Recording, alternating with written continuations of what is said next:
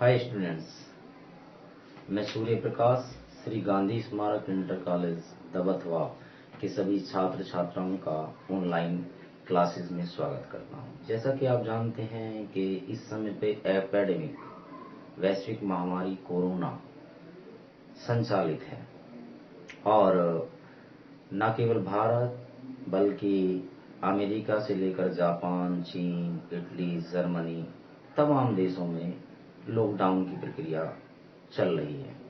और ऐसे में मैं चाहूँगा कि आप घर में सुरक्षित रहें और साथ ही साथ ऑनलाइन क्लासेस के माध्यम से अपनी अध्ययन की प्रक्रिया को सतत रूप से संचालित करें।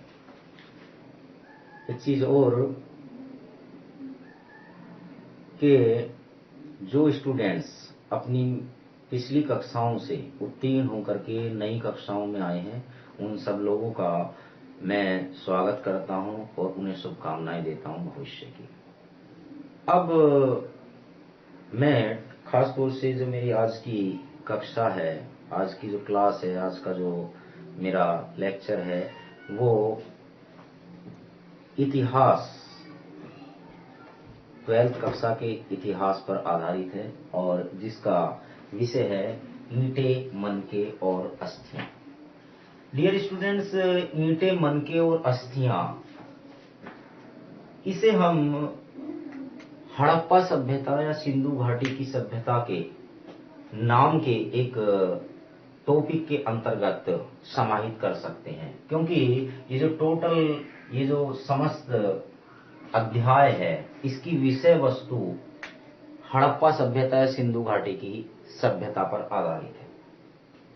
एक चीज और मैं आप लोगों को बताना चाहूंगा कि किसी भी सभ्यता का नामकरण उसकी प्राथमिक खोज के आधार पर होता है। और मैं आपको बताना चाहूंगा कि सन 1921 में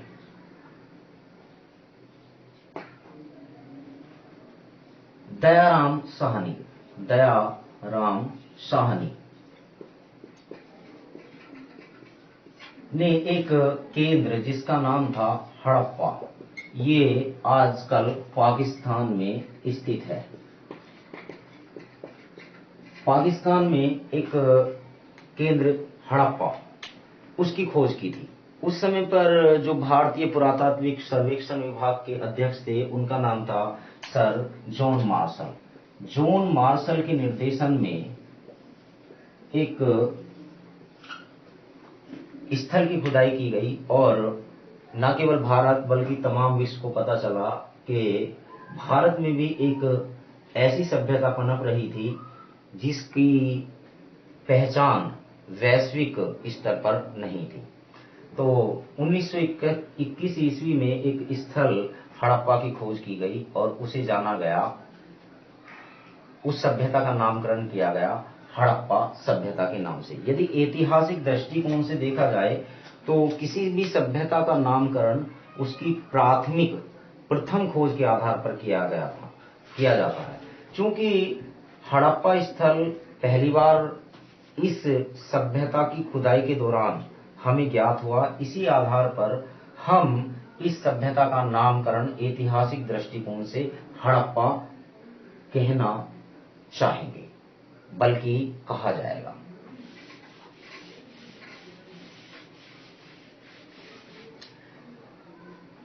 डियर स्टूडेंट्स, हड़प्पा सभ्यता या सिंधु घाटी की सभ्यता, एक जो द्वितीयक स्तर पर इसके नामकरण का एक अन्य केंद्र लिया जाए तो वो सिंधु घाटी की सभ्यता, सिंधु घाटी की सभ्यता, सिंधु घाटी की सभ्यता के नाम से भी किया जा सकता है। क्योंकि सिंधु नदी जो कश्मीर से ऊपर तिब्बत से निकलती है और भारत के कुछ क्षेत्रों से होते हुए पाकिस्तान से गुजरते हुए और आखिरकार अरब सागर में जाकर गिरती है, इस सभ्यता के अधिकांश केंद्र सिंधु नदी के किनारे या उसकी घाटी, अर्थात जहां तक इस नदी का प्रवाह या पानी या जल जाता है वहां पर मिले हैं। इसी कारण इस सभ्यता को सिंधु घाटी की सभ्यता के नाम से भी जाना जाता है। एक तीसरा नाम मोहनजोदाड़ो और हड़प्पा की सभ्यता के नाम से भी इस सभ्यता को जाना जाता है। बहरहाल नाम में कुछ ज्यादा नहीं छुपा हुआ है, मोस्टली उस किसी भी व्यक्ति के गुण ज्यादा महत्वपूर्ण होते हैं, ना कि उसका नाम। तो हम इस सभ्यता को क्रमिक रूप से आपको बताना चाहेंगे।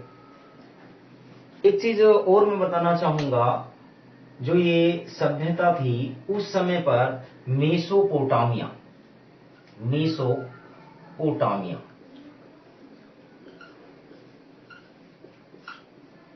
क्रीट इत्यादि सभ्यताओं की समकक्ष थी। आजकल मेसोपोटामिया को इराक के नाम से जाना जाता है, इराक के नाम से जाना जाता है।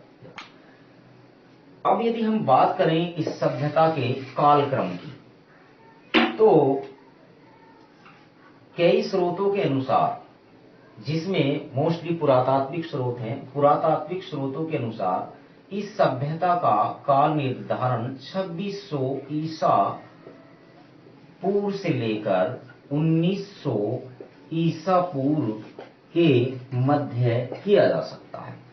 अर्थात लगभग 600 से लेकर 700 वर्ष तक इस सभ्यता का काल निर्धारण हम कर सकते हैं। हालांकि रेडियो कार्बन डेटिंग के अनुसार, अर्थात जो वैज्ञानिक विधि है, उस वैज्ञानिक विधि के अनुसार इस सभ्यता का काल निर्धारण 2350 ईसा पूर्व निर्धारित किया जाता है। डियर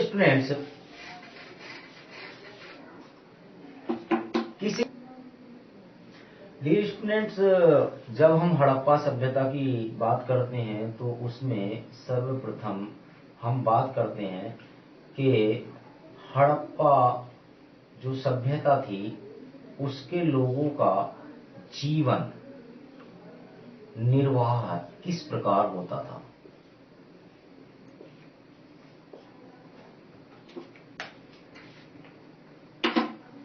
देखिए, एक चीज तो मैं आपको बताना चाहूंगा कि हड़प्पा सभ्यता के संबंध में जो भी हमारे पास में जानकारी उपलब्ध है, उस जानकारी का जो स्रोत है वो पुरातात्विक सर्वेक्षण, पुरातात्विक वस्तुएं हैं। जैसा कि हमने बताया था आपको कि सन 1921 में दयाराम साहनी ने हड़प्पा नगर की खोज की थी। इसी के साथ साथ इसके दो महत्वपूर्ण नगर हड़प्पा और मोहनजोदड़ो हैं, हड़प्पा और मोहनजोदाड़ो।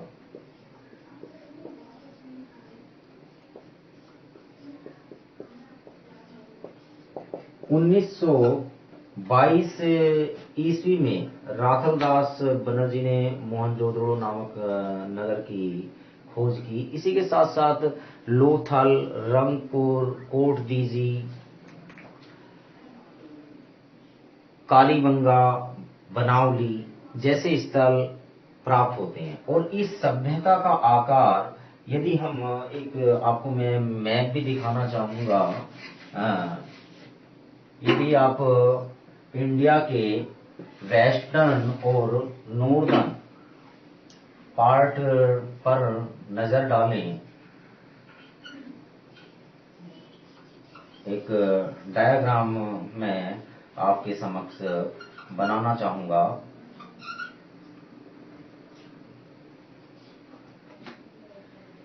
इस डायग्राम के अनुसार ये आजकल का पाकिस्तान है और ये अफगानिस्तान।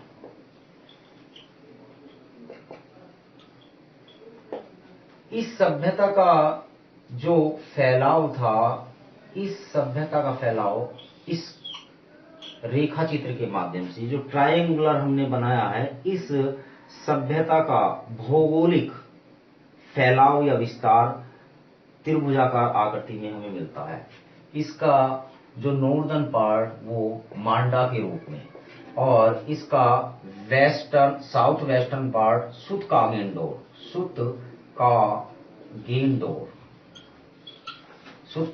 के रूप में प्राप्त होता है। इस सभ्यता के जो लोग थे, इस सभ्यता में रहने वाले जो व्यक्ति थे, वो किस प्रकार अपना जीवन निर्वाह करते थे, इस संबंध में जो हमारी जानकारी का स्रोत है वो पुरातात्विक फसलें हैं। और उन फसलों में खास तौर से जौ, गेहूं, रागी, कुल्थी इत्यादि थी। एक खास तौर से एक कपास जिसे आप कॉटन के रूप में जानते हैं, रुई के रूप में जानते हैं, ये फसल भी यहां पर प्राप्त थी। इसके अतिरिक्त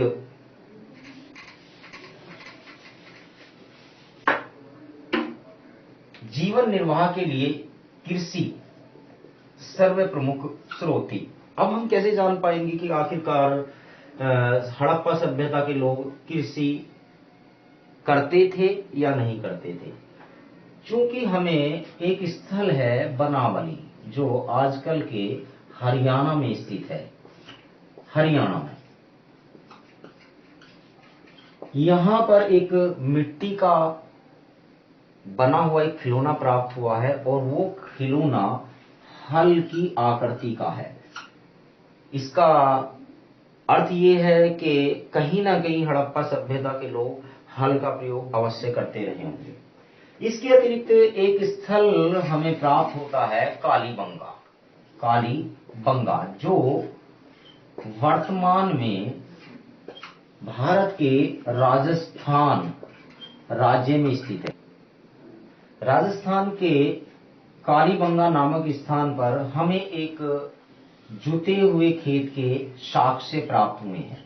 इस जुते हुए खेत में जो मेड़बंदी की गई थी, जो नालियां बनाई गई थी, और साथ में जो थोड़ा सा ऊपरी सतह उठा देते हैं, जो उसे मेड़बंदी बोलते हैं, उसमें एक खेत के साक्ष्य प्राप्त हुए हैं। इसका तात्पर्य ये रहा कि ये रेक्टेंगुलर श्रेणी में हमें प्राप्त होते हैं। इसका तात्पर्य ये है कि कहीं ना कहीं हड़प्पा सभ्यता के लोग एक ही खेत में दो फसलें प्राप्त करते थे। चावल के दाने महज कुछ स्थानों जैसे लोथल जो आजकल के गुजरात राज्य में स्थित है, इस स्थान पर प्राप्त होते हैं। हालांकि जितने फसलों से संबंधित साक्ष्य हैं, वो साक्ष्य यही इंगित करते हैं कि हड़प्पा सभ्यता के लोग चावल से ज्यादा परिचित नहीं थे। हो सकता है कि एक समय की अवधि गुजर गई और एक अरसा गुजर गया, आज से लगभग 4500 वर्ष पूर्व की ये सभ्यता रही है, तो कहीं ना कहीं हो सकता है कि कुछ फसलें हमें प्राप्त ना रही हों, परंतु ये निश्चित रूप से कहा जा सकता है कि रागी, कुल्थी, गेहूं, जौ, कुछ दालें इस सभ्यता के पुरातात्विक अवशेषों से हमें प्राप्त होती हैं। इसके साथ यहाँ की सभ्यता में जो कई मुद्राएं प्राप्त हुई हैं, उन मुद्राओं और मोहरों में हम मछली, सूअर, वृषभ यानी कि बैल या सांड इत्यादि पशुओं के चित्रांकन भी देखते हैं। तो कहीं ना कहीं पुरातात्विक इन स्रोतों के आधार पर हम ये अनुमान लगा सकते हैं, या इतिहासकारों ने अनुमान लगाकर बताया है कि हड़प्पा सभ्यता के निवासी कहीं ना कहीं मांसाहारी भी रहे थे।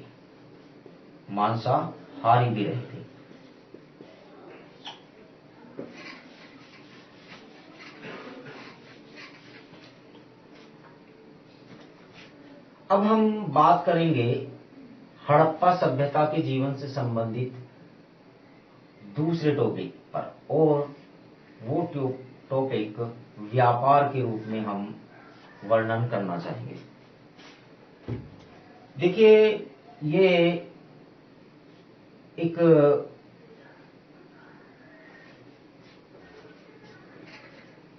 बेहतरीन सा प्रश्न है कि अब से 4,500 वर्ष पूर्व हमारे देश के संबंध न केवल आसपास के देशों से बल्कि दूर देशों से भी थे। जब हम व्यापार की बात करते हैं तो हड़प्पा सभ्यता में कई चीजें न केवल आंतरिक देशीय व्यवस्था में सम्मिलित थी बल्कि बाह्य देशीय व्यवस्था के द्वारा भी हमारा व्यापार संचालित होता था। खास तौर से अगर हम पश्चिमी उत्तर एशिया की बात करते हैं, तो पश्चिमी दक्षिणी एशिया की बात करते हैं, तो भारत का जो अभी हमने मैप बनाया था, इसी मैप के अनुसार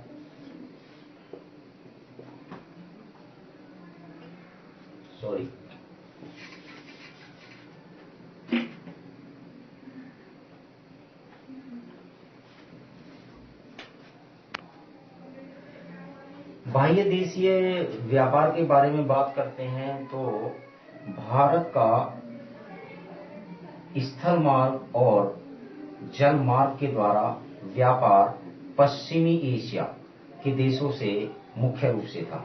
आप ये देख सकते हैं कि जहां पर ये मैं पॉइंट कर रहा हूं, ये अरब सागर है और ये फारस की खाड़ी में ये दिलमुन स्थान है, और ये उर या किस, जिसे आजकल आप इराक के नाम से जानते हैं, इन सभ्यताओं से था। ये इराक जो उस समय पर तत्कालीन समय में ये इराक या उर मेसोपोटामिया की सभ्यता के नाम से जाना जाता था। तो सिंधु घाटी की सभ्यता या हड़प्पा की सभ्यता के लोगों का व्यापार इराक या मेसोपोटामिया से हुआ करता था। क्या साक्ष्य हैं, क्या सबूत हैं, किन स्रोतों के आधार पर हम बात करते हैं कि आखिर मेसोपोटामिया या ओमान या दिलमुन से हड़प्पा सभ्यता के लोगों का व्यापार हुआ करता था, इसके क्या साक्ष्य हैं? क्योंकि कई मोहरे जो हड़प्पा सभ्यता या सिंधु घाटी की सभ्यता में प्राप्त हुई है, चाहे वो बेलनाकार रही हो, चाहे वो चक्राकार रही हो या किसी अन्य आकृति में रही हो, ऐसी कई मोहरे हमें मेसोपोटामिया, दिलमुन, बहरीन इत्यादि क्षेत्रों में प्राप्त हुई हैं, और उन पर वही चित्रांकन, वही प्रतीक प्राप्त होता है जो इस क्षेत्र में हमें प्राप्त होता है, वही चित्रांकन इन क्षेत्रों में हमें प्राप्त होता है। तो कहीं ना एक चीज और है जो मैं आपको जानकारी के लिए बताना चाहूंगा कि हड़प्पा के निवासी जिस तांबे का प्रयोग किया करते थे, वो तांबा उस तांबे की खास विशेषता क्या थी? उसमें निकिल का पाया जाना। निकिल एक सब्सटेंस है, एक मेटल है, और वो सब्सटेंस हमारे भारत के किसी भी क्षेत्र में प्राप्त नहीं होती है। अर्थात कॉपर में निकिल की मात्रा का मिलना, निकिल के कुछ परसेंटेज का मिलना, ये इंगित करता है कि भारत का व्यापार, अर्थात चूंकि ये तांबे में निकिल का मिश्रण, ये हमें दिलमुन जैसे स्थानों या मेसोपोटामिया से ही मिल सकता था। अर्थात जो हमारी मोहरे थी, जो हड़प्पा सभ्यता की मोहरे थी, हड़प्पा सभ्यता की मोहरों में निकिल का पाया जाना, तांबे के साथ निकिल का पाया जाना, ये इंगित करता है कि कहीं ना कहीं हड़प्पा सभ्यता के निवासियों का व्यापार उर, केस, दिलमुन, बहरीन जैसे क्षेत्रों से हुआ करता था। इसी के साथ साथ कई अन्य चीजें भी हैं। खास तौर से अफगानिस्तान इसमें आज भी लाजवर्द नामक एक रत्न प्राप्त होता है और ये रत्न हड़प्पा सभ्यता के कई केंद्रों से मिला है। क्योंकि इस रत्न के मन के बनाए जाते हैं, मन के छोटे छोटे जिसे कब माला में डालते हैं उसमें एक छेद किया जाता है और उसके बाद में एक धागा पिरो करके उस माला को महिलाएं अपने सौंदर्य प्रसाधन के रूप में अपने आप को और बेहतर बनाने के लिए, अपने आप को और सौंदर्य युक्त बनाने के लिए प्रयोग करती हैं। तो ये लाजवर्द मणि जो नीले कलर की हुआ करती थी, नीले रंग की प्राप्त होती थी, ये अफगानिस्तान में एक स्थान है सोरतुगई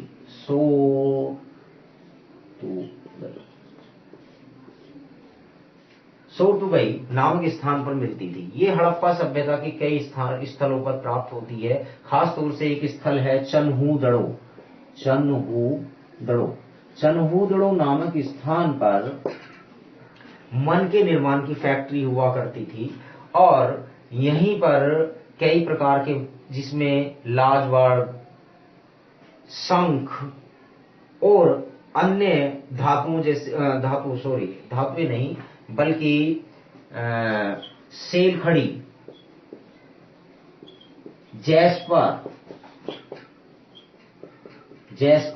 चर्ट इत्यादि पत्थरों के मन के बनाए जाते थे। इस चन्हूदड़ो ये हड़प्पा सभ्यता के अंतर्गत एक केंद्र है। इन स्थानों पर इन खास तौर से लाजवर्द मणि के मनकों का मिलना ये इंगित करता है कि हड़प्पा सभ्यता का व्यापार अन्य देशों से भी था। इसी के साथ साथ हम जानते हैं कि ये जो हमारा उत्तरी भारत है, पश्चिमी भारत है, इस विस्तृत क्षेत्र में कहीं पर भी डियर स्टूडेंट्स ये स्वर्ण सिर्फ दक्षिणी भारत से मिलता था। डियर स्टूडेंट्स अभी थोड़ा मेरे मोबाइल में जो स्टोरेज बचा हुआ वो कम है। मैं नेक्स्ट वीडियो जल्दी ही अपलोड करूंगा और आपको विस्तृत नोट्स भी प्रदान करूंगा। तब तक के लिए बाय।